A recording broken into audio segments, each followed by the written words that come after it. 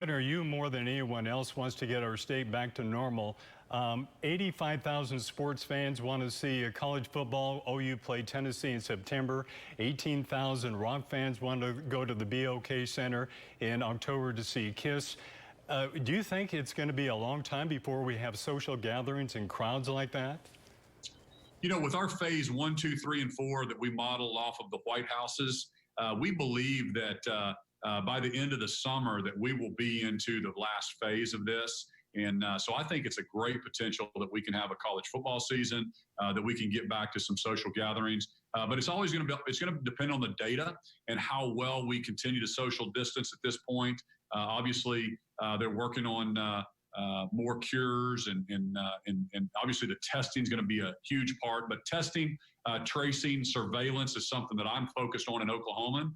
To make sure that we keep our population safe.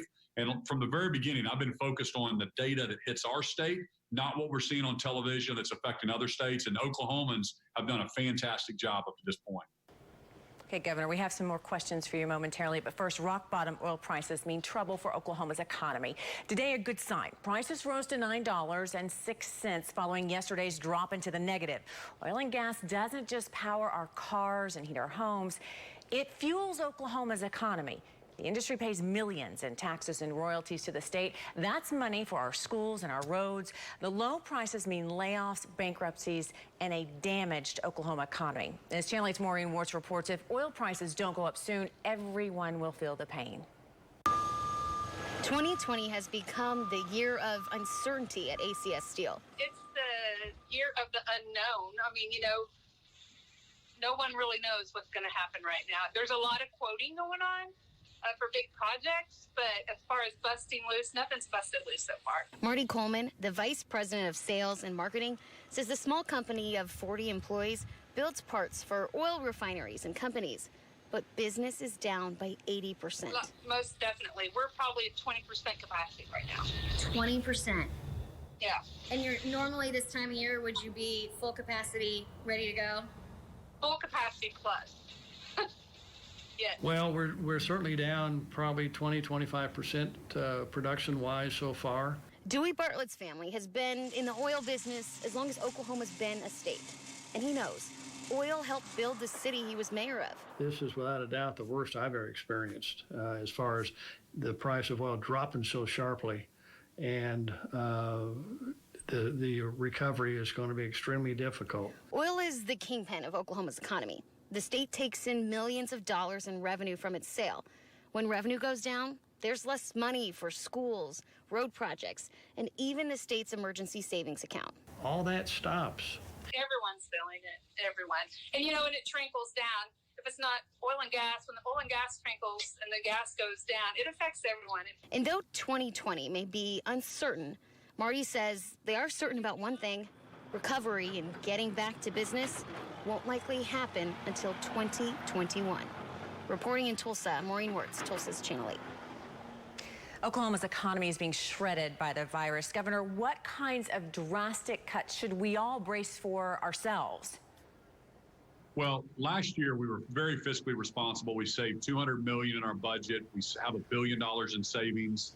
And so, but the cuts, we just had our Board of Equalization meeting yesterday, and we're predicting the 2021 budget to be $1.3 billion off what we estimated just in February. So it looks like it could potentially be a 5-6% cut with the state agencies. That's also with spending our savings account to plug that hole. But, you know, we've got a plan to strategically reform, deliver services differently. It's my goal. The reason we were fiscally responsible last year is I want to make sure we don't have to sacrifice core services. I think we can be innovative. I think everybody's working from home right now. We can look at our real estate footprint. There's things that we can do that we can still deliver services to Oklahomans, but all Oklahomans are hurting right now. State government shouldn't be any different, and we'll have to tighten our belt a little bit on the state side, which we can do that. Yeah, you mentioned $1.3 billion deficit next year, and you do have a plan. Does that plan include asking for income, sales, or gas tax, or fee increases to get the state back on track? No, my plan does not include any kind of tax increase on hard-working Oklahomans. And right now, with all the losses in the businesses and all of our we've got 220,000 people have applied for unemployment just since March 15th. And then when you think about all the small businesses and the restaurants that are closed, you could raise taxes all you want, and there's just not the business to pay it. So we have to be creative. Luckily, we have that $1 billion in savings. The feds have passed a stimulus package that I'm still asking for flexibility from our federal delegation on using those funds to plug some of these holes. And so that's still to be determined. But we're going to get through this. And this is a short-term problem for us. We think oil and gas will come back around, but we're resilient. We've diversified our economy.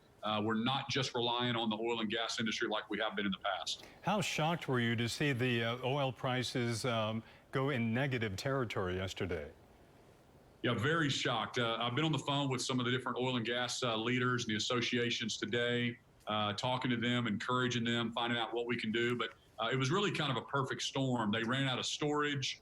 Then you had the May contracts. And so it's bounced back up a little bit today. But yes, it was just, I don't think in any kind of commodity price we'd ever traded in a negative before. And so it was just really an unusual day. All right. Thanks, Governor.